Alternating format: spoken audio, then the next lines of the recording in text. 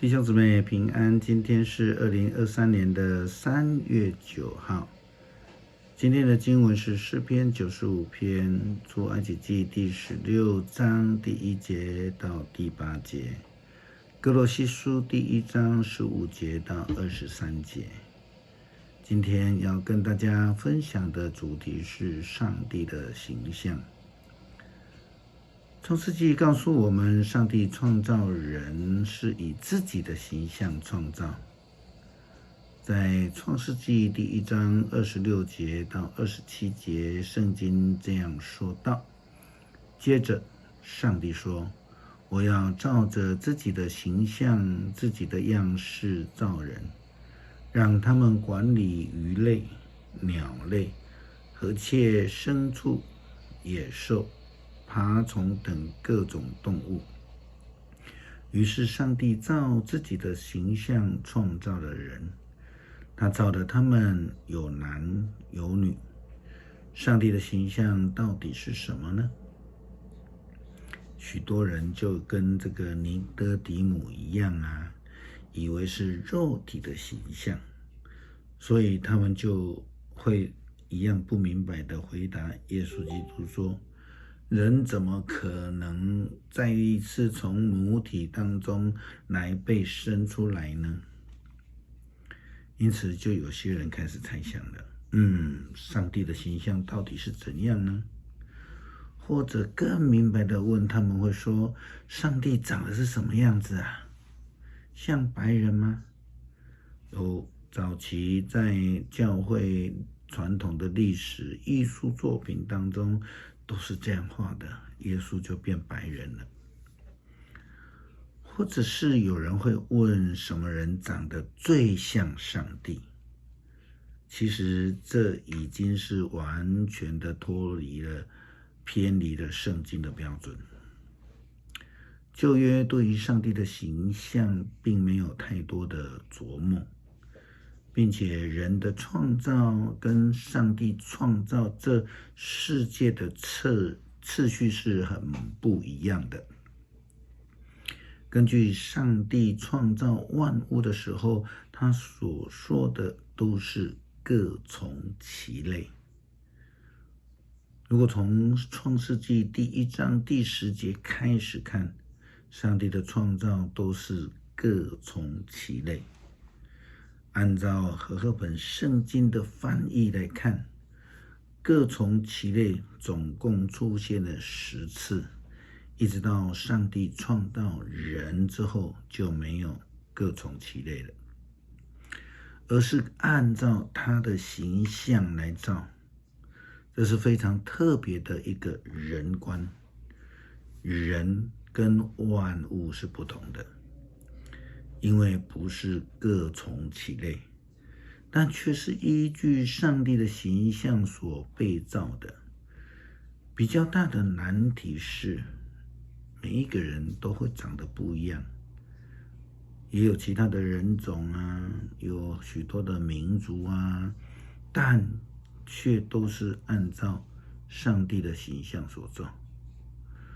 诗篇第8篇的人观是这样说的：人算什么，你竟顾念他；必朽的人算什么，你竟怀念他。然而你造他仅低于你自己，你用光荣尊贵做他的华冠，你让他管理所有的被造，把一切都放在他的脚下，牛羊、荒野的走兽、空中的飞鸟、江河的鱼类、海洋的生物，都归他管辖。人被创造如同起初的亚当一样，被上帝差遣来管理上帝的乐园伊甸园，并且由人来管理上帝所有的被造物。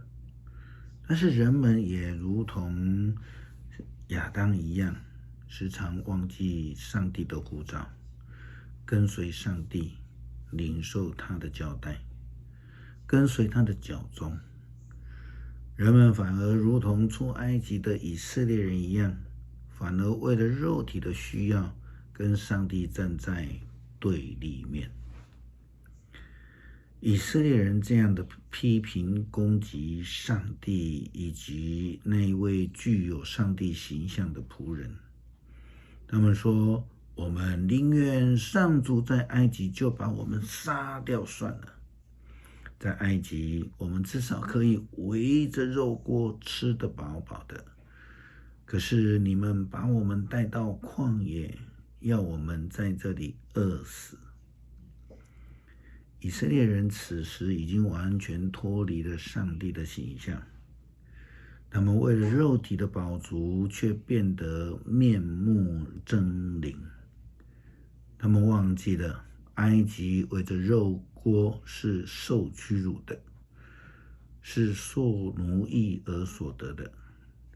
然而上帝所应许他们却是新天新地，有重新被创造的新生命，新的心，新的灵，满有上帝形象的。摩西提醒他们，摩西又说，上主要在晚上给你们肉吃，在早晨给你们有充足的食物，因为他已经听见你们对他发的怨言。你们埋怨我，其实是埋怨上帝。如同诗篇第8篇所说的，人算什么，你竟顾念他；必朽的人算什么，你竟关怀他。这个是在预表耶稣基督。哥罗西书的经文这样说道，基督是那看不见的上帝的形象，是超越万有的长子。借着他，上帝创造了天地万有，看得见和看不见的，包括灵界在位的、主宰的、执政的和掌权的。借着他，也为着他，上帝创造了整个宇宙。基督是万有之先就存在的，万有也借着他各得其所。我们看到的上帝创造的人拥有他的形象，也让人透过领受他的救恩，成为了有上帝形象的人。当上帝创造亚当的时候，就说有灵的活人。原来那个形象就是因为我们有了上帝的灵，有了上帝的生命。所以上帝创造新人，就是有上帝的心灵和心心。这是借着耶稣基督的救恩，让我们成为了上帝的儿女，成为了以基督为头的教会，有了上帝的形象，成为了生命的共同体。他是教会，他身体的头，他是新生命的源头，他是长子。首先从死里复活，目的是要在万有中居首位。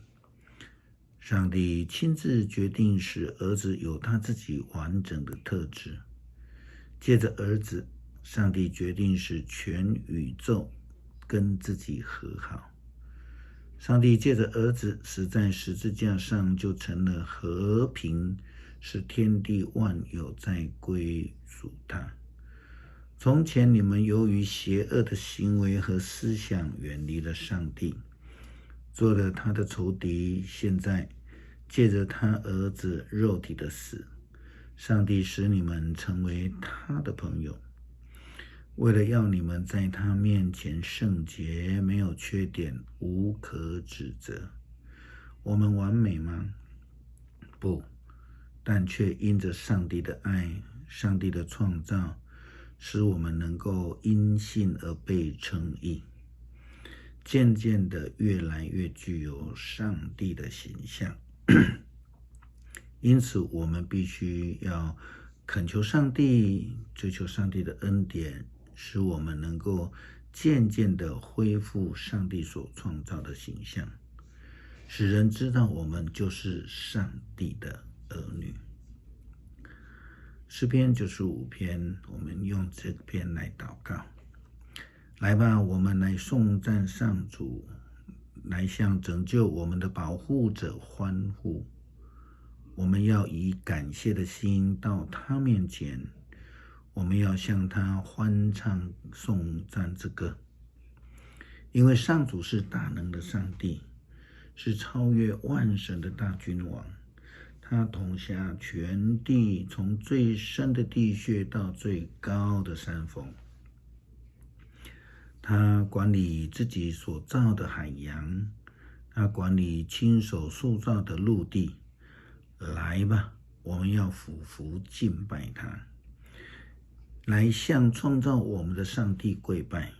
他是我们的上帝，我们是他牧养的子民，是他带领的羊群。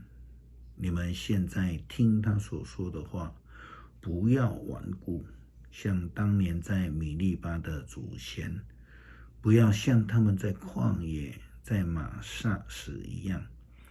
虽然他们看见了我为他们做的事，仍然在那里考验我，试探我。